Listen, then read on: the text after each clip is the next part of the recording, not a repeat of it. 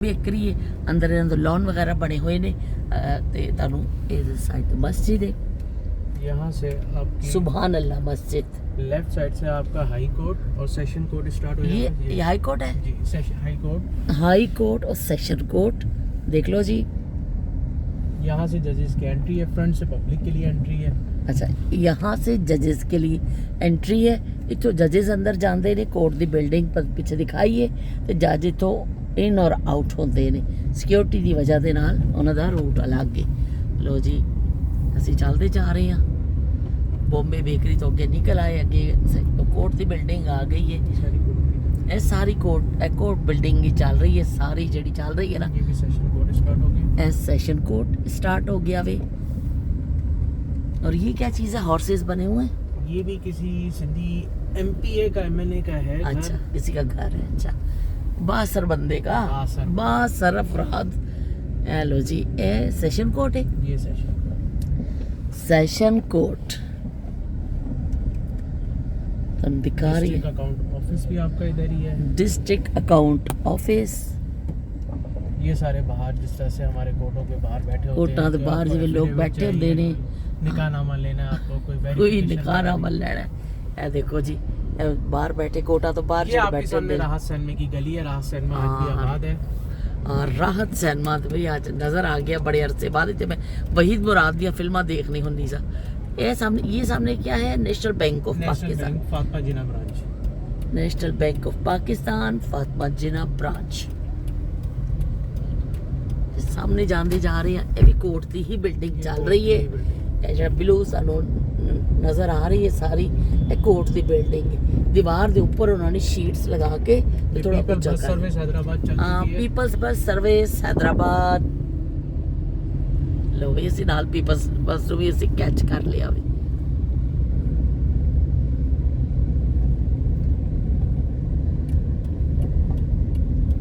ये राइट पे आपका एसपी ऑफिस है।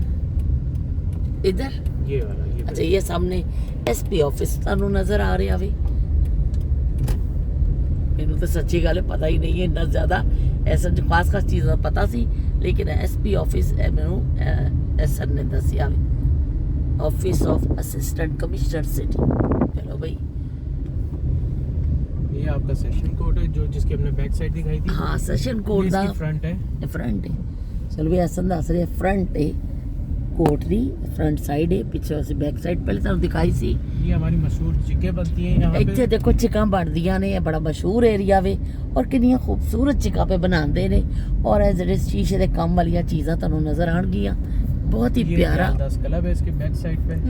ये इसके आगे फ्रंट पे ये लोग आज बैठे हुए चिक्के रख के, क्योंकि आज फ्राइडे का दिन है। ये दयाल 10 क्लब का आपकी एंट्रेंस है। दोनों गेट ये दयाल 10 एरिया चिक्कां वास्ते बड़ा मशहूर है। नाल इहदे दयाल 10 क्लब। दयाल 10 क्लब तुहानू नजर आ रहा वे।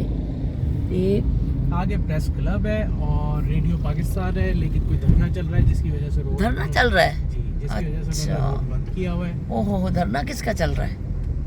ना ये अब पता नहीं किसी न किसी पार्टी जीना होगा मरना होगा धरना होगा।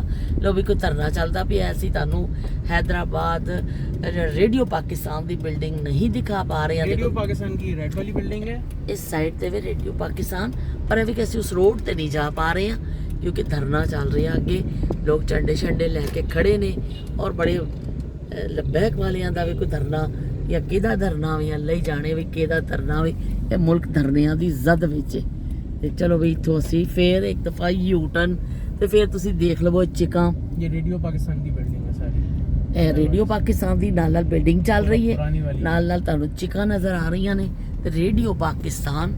यहाँ पे एंट्रेंस उसकी खत्म हो जाती है। ये फिर एक स्कूल की है जो कि बिल्डिंग सेम ही लग रही है, लेकिन स्ट्रॉन्ग बेस स्कूल है। अच्छा ये है रेडियो पाकिस्तान, ये है खबरों की दुकान, बाबू हो जाना अब आपका लेफ्ट फुटपाथ। साइड पे डीसी हाउस आएगा। अच्छा जो कलेक्टर हाउस हम जिसे कहते हैं या डिप्टी कमिश्नर को जो मिलता है, अच्छा तो अच्छा वो ये लेफ्ट साइड पे है उसकी एंट्रेंस। Deputy commissioner house. लो भाई ये देख लो वो डीसी हाउस। मामूली नहीं लेना हैदराबाद को, हल्का नहीं लेने का। साडा शहर बड़ा चंगा है भाई, इन्हों हल्का ना ले लवे कोई। ये अभी सारी डीसी हाउस की ये दीवार चल रही है। डीसी हाउस ਦੀ ਦੀਵਾਰ ਚੱਲਦੀ ਪਈ ਹੈ रेजिडेंसी। वो जो आपने गेट अभी दिखाया है वो न्यू गेट है, पुरानी एंट्रेंस आज भी यहीं से है। ਅੱਛਾ ਪੁਰਾਣੀ ਐਂਟਰੈਂਸ ਇੱਥੋਂ ਵੀ ਤੇ ਉਹ ਨਵੀਂ ਐਂਟਰੈਂਸ ਹੈ ਤੇ ਨਾਲ ਬਿੱਲੀਆਂ ਵੀ ਬੈਠੀਆਂ ਨੇ, ਕਾਲੀਆਂ ਕਾਲੀਆਂ ਬਿੱਲੀਆਂ। ਚਲੋ ਬਈ ਬਿੱਲੀ ਤੇ ਕਾਫੀ ਬਿੱਲੀ ਨੇ ਕਿਉਂਕਿ ਗੰਦ ਕਿਚਰਾ ਦੇਖੋ ਡੀਸੀ ਹਾਊਸ ਦੇ ਨਾਲ, ਦੇਖੋ ਕਿਚਰੇ ਦੇ ਅੰਬਾਰ ਦੇਖੋ ਔਰ ਹਸ਼ਰ ਦੇਖੋ ਇਸ ਸ਼ਹਿਰ ਦਾ। ਨਾਲ ਨਾਲ ਤੁਹਾਨੂੰ ਕਚਰਾ ਵੀ ਨਜ਼ਰ ਆ ਰਿਹਾ ਹੈਗਾ ਵਾਫਰ ਮਿਕਦਾਰ ਚ। ਬੱਚੇ ਫੁੱਟਬਾਲ ਕ੍ਰਿਕਟ ਖੇਲ ਰਹੇ ਨੇ ਰੋਡ ਦੇ ਉੱਪਰ ਹੀ।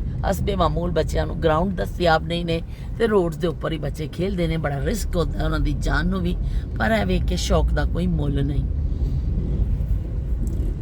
अंदर से गाड़ी खाता, इस इलाके का नाम है गाड़ी खाता। आगे गोल बिल्डिंग है लेकिन आगे हम ज्यादा जाएंगे ਅੱਗੇ ਜਾਵਾਂਗੇ ਨਹੀਂ, ਧਰਨਾ ਚੱਲ ਰਿਹਾ ਇਸ ਤੋਂ ਅਸੀਂ ਇੱਥੋਂ ਟਰਨ ਲੈ ਲਵਾਂਗੇ ये ਅੱਗੇ। सारी गाड़ी खाती की गली है आज जो कि बिल्कुल खाली है, लेकिन दिन के टाइम पे गाड़ी या बाइक पे आना बड़ा डिफिकल्ट है आपके लिए।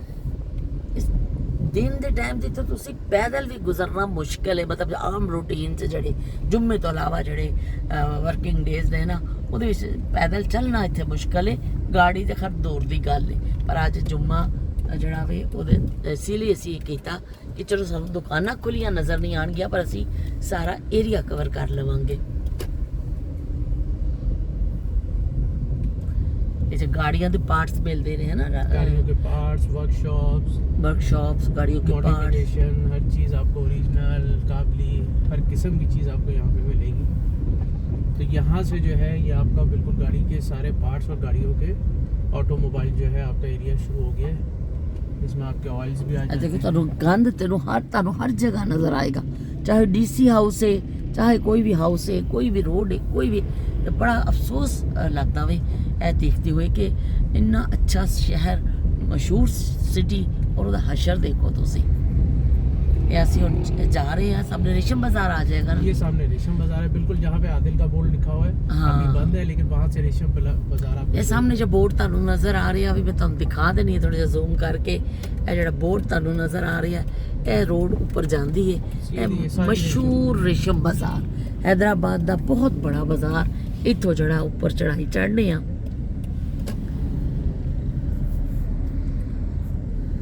ਰੇਸ਼ਮ ਬਾਜ਼ਾਰ। ਲੇਕਿਨ ਅਸੀਂ ਜਾ ਤਾਂ ਨਹੀਂ ਪਾਵਾਂਗੇ, ਲੇਕਿਨ ਦੇਖੋ ਤੁਸੀਂ ਇੱਥੇ ਦੇਖੋ ਗਟਰਾਂ ਦਾ ਪਾਣੀ ਉਬਲ ਰਿਹਾ ਵੇ। ये रोड आपकी उल्टे हाथ पे सीधी कच्चे किला और पक्के किले की तरफ जा रही है। ਇਹ ਰੋਡ ਜਾਂਦੀ ਹੈ ਕੱਚਾ ਕਿਲਾ ਔਰ ਪੱਕਾ ਕਿਲਾ ਦੀ ਤਰਫ।